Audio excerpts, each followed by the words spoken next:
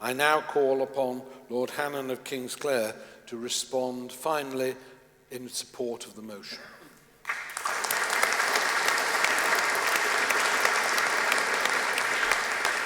In this, his tercentenary year in this place, I fancy we feel the ghost of Benjamin Franklin stirring.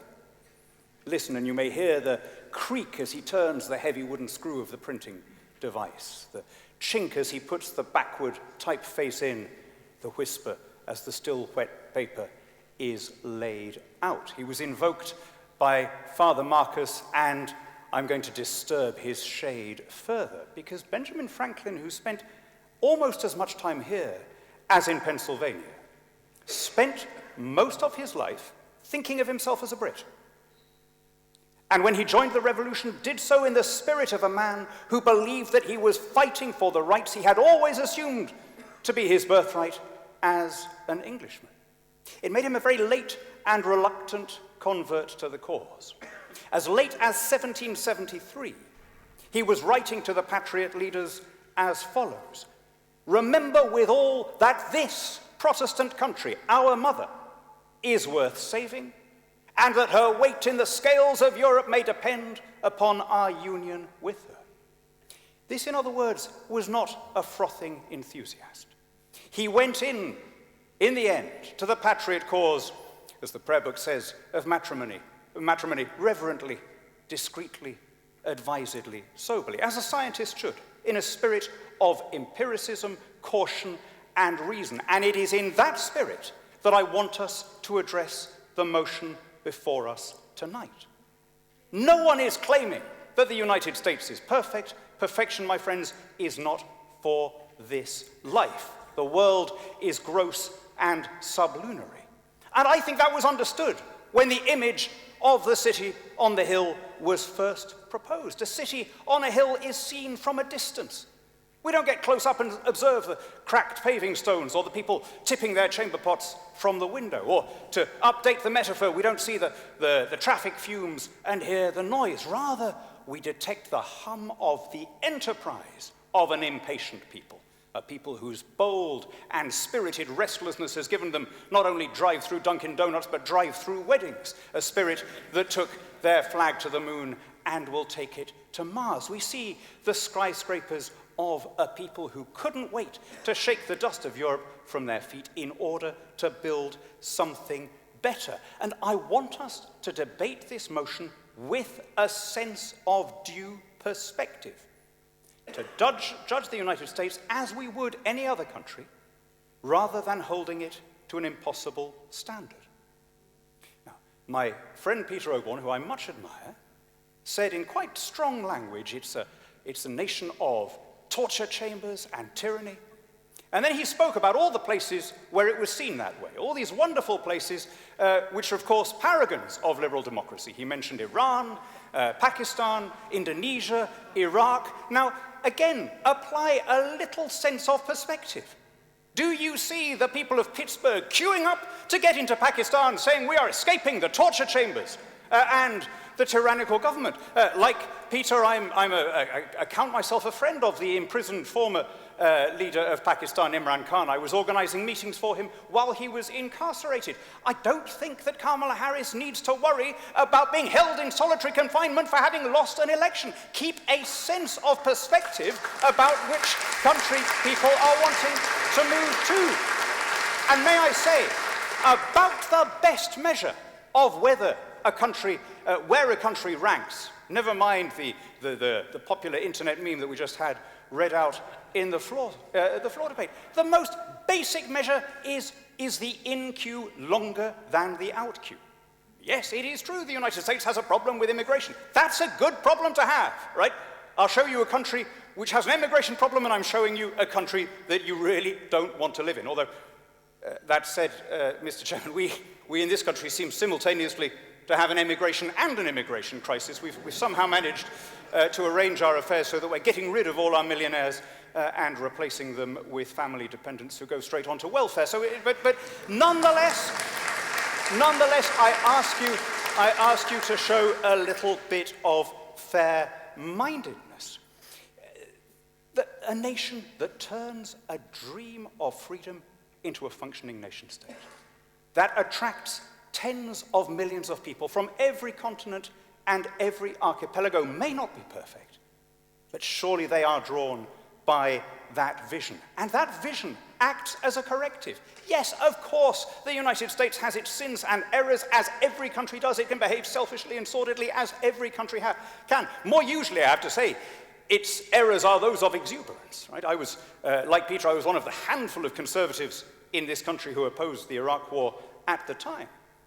But that was, as so often, an error of overconfidence, rather than an act of meanness. And I think that is, if you like, still driven. It's the flip side of the impatience and the boldness and the spiritedness. And that vision, that founding vision contained in the foundational documents, inspires people to do better. When Martin Luther King was arguing against one of the more obvious failures of the American Republic, he didn't do so by rooting his language in generalities or even in biblical truths, but by constantly referring back to the founding documents to which he referred as a promissory note.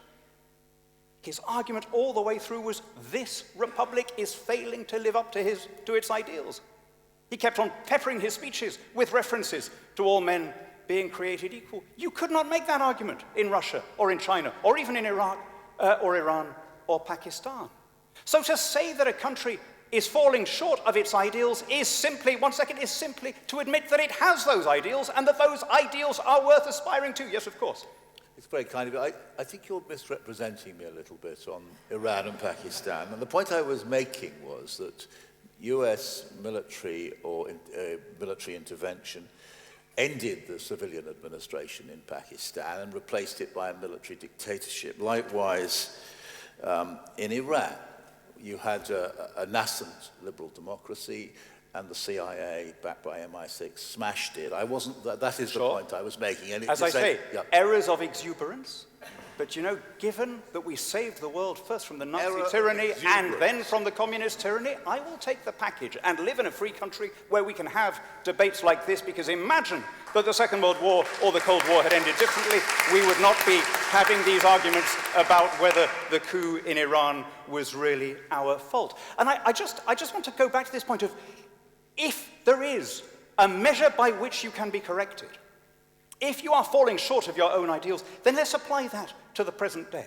Right? This is, by the way, a very old debate, just like everyone else, inspired by the beauty of our place. I'm sure a lot of you will recall the scene in The Brothers Karamazov, where there's the argument about how can a just God permit all these horrors? How can an all-powerful and beneficent deity permit the suffering of a child? And the answer that's given in that scene in the Optina monastery is, well, but how can you say that these are terrible things, other than by reference to some absolute morality? How can you say that the suffering child is a bad thing, or that these other things are evil, without assuming some kind of moral code? By the way, the debate in the Optina monastery in the book was answered in the most grisly way in real life, because that was the headquarters of the Soviet secret police when they made the decision to massacre the thousands of Polish army officers, priests, and intellectuals who'd been captured in 1940. The decision to kill people in the Katyn massacre was made in that Optina monastery. That's what happens when you edit out all morality and judge human life purely in utilitarian terms. But let's allow the current administration the same courtesy of being judged with perspective, compared to other places, against that high standard set in the old courthouse in Philadelphia. As James says, I'm not a fan of the steel-manned orange man. I think his character flaws make him unfit for office. I think his attitude to democracy debases the republic. And yet, the guardrails have held. Unlike the Putins of this world, or the Xis, or even the Erdogans, he can't just carry on, much as he would like to, and award himself a third term. He can't strike down every law that he finds inconvenient. as he found just now on the tariff laws. Yes, this will be my last. He can, because he has a majority on the Supreme Court, and that is what the Supreme Court has been obliging him at every level, at every challenge there is to the forgive me, but rule of the law. most recent test of this was his, I think, preposterous claim that the tariffs that he was imposing were a national emergency, and the court, Republican appointed, said, no, it's plainly not. In other words, the system still works, not because it's perfect, but because it is better than most of the alternatives, and we should be grown up to realize that in an imperfect world, we sometimes have to choose the lesser evil. Let me finish, because I'm getting signs on timing. Let me finish with why I think this is. What was decided in that little secular miracle that happened in Philadelphia? What was decided was to create a system of government where power was dispersed, devolved, and democratized, where the people in charge were constantly looking over their shoulder at their electorates, and where decisions were taken as closely as possible to the people that they affect. And that, my friends, has elevated and ennobled the human species. So I want to finish where Peter left us, actually, in August 1941, on the decks of HMS Prince of Wales, when the Atlantic Charter was signed. It was the day that Franklin Roosevelt made the longest walk of his presidency. In a way that would nowadays be unimaginable, the media of that time had conspired to hide the fact of the president's polio from the public. Every photograph showed him seated or standing unaided. But that day, on his way to see Winston Churchill, he was determined to walk. And so, with his son on one side and a naval officer on the other, he made his slow way across the deck as the band struck up the Stars and Stripes Forever. And what followed was the greatest possible visual realization of what binds the English-speaking peoples together. It happened to be a Sunday morning. And so the crews of the two vessels, USS Augusta and HMS Prince of Wales, were mustered for a joint religious service. Churchill had chosen every detail personally and meticulously, down to the hymns, down to the reading that the chaplain gave from the pulpit on the deck. It came from the book of Joshua. As I was with Moses, so shall I be with thee. I will not fail thee nor forsake thee. Be strong and of good courage. And afterwards, exultantly, Churchill burst out the same language, the same hymns, the same ideals. And I want you to think, my friends, of what those ideals were. We mean by those same ideals not just generally that we're the good guys. We mean free speech and uncensored newspapers. We mean regular elections and representative government. We mean equality between men and women and equality before the law. We mean habeas corpus and jury trials. We mean all the things that make modern life rational and comfortable and pleasant.